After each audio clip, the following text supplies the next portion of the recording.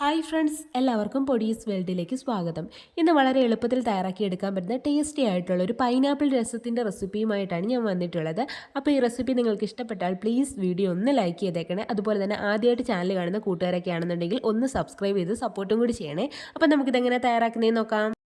രസം തയ്യാറാക്കുന്നതിന് വേണ്ടിയിട്ട് ഞാനിവിടെ 1 കപ്പ് അളവിലാണ് പൈനാപ്പിൾ എടുത്തിട്ടുള്ളത്. അത് ഈ രീതിയിലൊന്ന് കട്ട് ചെയ്തെടുത്തിട്ടും കൂടിയുണ്ട്. ഇനി ഇത് നമുക്കൊരു മിക്സിയുടെ ജാറിലേക്ക് അങ്ങ് ചേർത്ത് കൊടുക്കാം.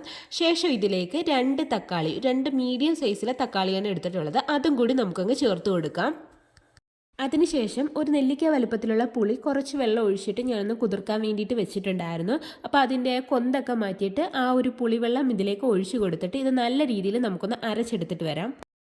അരച്ചെടുത്തിട്ട് വന്നിട്ടുള്ള ആ ഒരു മിക്സ് നമുക്കൊരു കടായിലേക്ക് അങ്ങ് ഒഴിച്ചു കൊടുക്കാം. ശേഷം ഇതിലേക്ക് കുറച്ച് വെള്ളവും കൂടി നമുക്കൊന്ന് ഒഴിച്ചിട്ട് കൊടുക്കാം.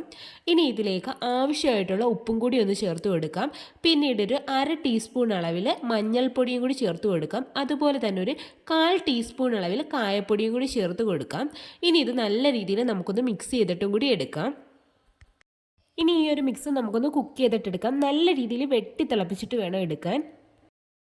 രസത്തിന് ആവശ്യമായിട്ടുള്ള തൂരപ്പരിപ്പ് ഞാനൊന്ന് കുക്ക് ചെയ്തെടുത്തിട്ടുണ്ടായിരുന്നു. ഒരു 1/4 കപ്പ് അളവിലാണ് തൂരപ്പരിപ്പ് എടുത്തിട്ടുള്ളത്. അതിലേക്ക് 1 കപ്പ് വെള്ളം ഒഴിച്ചിട്ട് ഒരു നുള്ള മഞ്ഞൾപ്പൊടിയും ആവശ്യത്തിന് ഉപ്പും കൂടി ഇട്ടിട്ട് മീഡിയം ഫ്ലെയിമിൽ ഒരു 3 വിസിലാണ് അടുപ്പിച്ചിട്ടുണ്ടായിരുന്നത്. പരിപ്പിൻ്റെ വേഗിൻ്റെ അനുസരിച്ചിട്ട് വിസിലിൻ്റെ എണ്ണത്തിൽ ചെറിയ വ്യത്യാസങ്ങൾ വരും. നല്ല രീതിയിൽ വേവിക്കണം.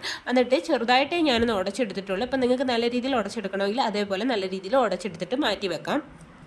അടുത്തതായിട്ട് രസത്തിന് ആവശ്യമായിട്ടുള്ള പൗഡർ ഒന്ന് തയ്യാറാക്കിയെടുക്കാം. അതിനായിട്ട് ഞാനൊരു മിക്സിയുടെ ജാറിലേക്ക് 1 ടേബിൾ സ്പൂൺ അളവിൽ മല്ലി, 1 ടീസ്പൂൺ അളവിൽ ജീരകം, ചെറിയ ജീരകം, അതേപോലെ തന്നെ ഒരു 5 വെളുത്തുള്ളി, 1 ടേബിൾ സ്പൂൺ അളവിൽ കുരുമുളക് എന്നിവ ചേർത്തതിന് ശേഷം ഒന്ന് ക്രഷ് ചെയ്തെടുത്തിട്ടുണ്ട്. ഇത് നമ്മളെ കൊണ്ട് പൊടിക്കാൻ പറ്റുന്ന കണക്ക് പൊടിച്ചെടുത്ത് മാറ്റി വെക്കുക. അപ്പോഴത്തേക്ക് ഇതാ നമ്മൾ തിളപ്പിക്കാൻ വേണ്ടി വെച്ചിട്ടുണ്ടായിരുന്നത് നല്ല രീതിയിൽ വെട്ടി തിളച്ച് വന്നിട്ടുണ്ട്. ഇനി നമുക്കിതൊന്ന് അരിച്ചിട്ടെടുക്കാം. അപ്പോൾ അരിച്ചെടുത്തൊന്ന് മാറ്റി വെക്കാം. അതിനുശേഷം നമുക്കൊരു കടായിലേക്ക് 1 ടേബിൾ സ്പൂൺ അളവിൽ ഓയിൽ ഒഴിച്ചു കൊടുക്കാം. ഓയിൽ ഒന്ന് ചൂടായി വരുമ്പോഴേക്കും 1/2 ടീസ്പൂൺ അളവിൽ കടുക് ഇട്ട് കൊടുക്കാം. കടുക് പൊട്ടി വരുമ്പോഴേക്കും 2 വറ്റൽ മുളകും അതേ കണക്ക് തന്നെ കുറച്ച് കറിവേപ്പിലയും കൂടി ഇട്ടിട്ട് ജസ്റ്റ് ഒന്ന് മിക്സ് ചെയ്തിട്ട് കൊടുക്കാം. ഇനി ഇതിലേക്ക് നമ്മൾ നേരത്തെ പൊടിച്ചെടുത്ത് മാറ്റി വെച്ചിട്ടുണ്ടായിരുന്ന ആ ഒരു മിക്സ് ഇതിലേക്ക് ചേർത്ത് കൊടുത്തിട്ട് ജസ്റ്റ് നമുക്കൊന്ന് വഴറ്റി കൊടുക്കാം. ഇതിനൊരു പച്ചക്കുത്തുണ്ട്. ആ ഒരു പച്ചക്കുത്ത് മാറുന്നതിന് വരെ ഒന്ന് വഴറ്റി കൊടുക്കാം. അതിനുശേഷം നമ്മൾ വേവിച്ച് വെച്ചിട്ടുണ്ടായിരുന്ന ആ തുവരപ്പരിപ്പിൻ്റെ മിക്സും കൂടി ചേർത്ത് കൊടുക്കാം. എന്നിട്ട് ഇത് നല്ല രീതിയിൽ ഒന്നും കൂടി മിക്സ് ചെയ്തിട്ട് എടുക്കാം. അതിനുശേഷം നമ്മൾ അരിച്ചെടുത്ത് മാറ്റി വെച്ചിട്ടുണ്ടായിരുന്ന പൈനാപ്പിളിൻ്റെയും തക്കാളിയുടെയും ഒരു മിക്സ് ഉണ്ടല്ലോ, അത് ഇതിലേക്ക് അങ്ങ് ചേർത്ത് കൊടുക്കാം. എന്നിട്ട് ഇത് നല്ല രീതിയിൽ ഒന്നും കൂടി ഒന്ന് മിക്സ് ചെയ്തിട്ട് എടുക്കാം. അതിനുശേഷം നമുക്കിതിലേക്ക് കുറച്ച് മല്ലിയിലയും കൂടി ചേർത്ത് കൊടുക്കാം. എന്നിട്ട് ഇത് നല്ല രീതിയിൽ നമുക്കൊന്നും കൂടി ഒന്ന് തിളപ്പിച്ചിട്ടെടുക്കാം.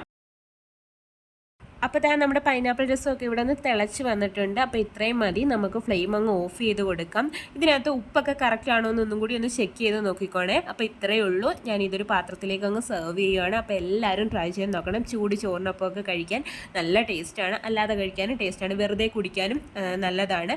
അപ്പോൾ എല്ലാവരും ട്രൈ ചെയ്ത് നോക്കുക. നിങ്ങളുടെ ഫീഡ്ബാക്കൊക്കെ എന്നെ അറിയിക്കുക. വീഡിയോ ഇഷ്ടമായിട്ടുണ്ടെങ്കിൽ ഒന്ന് ലൈക്ക് ചെയ്യുക. വീണ്ടും നല്ലൊരു വീഡിയോ ആയിട്ട് വരാം. Thanks for watching.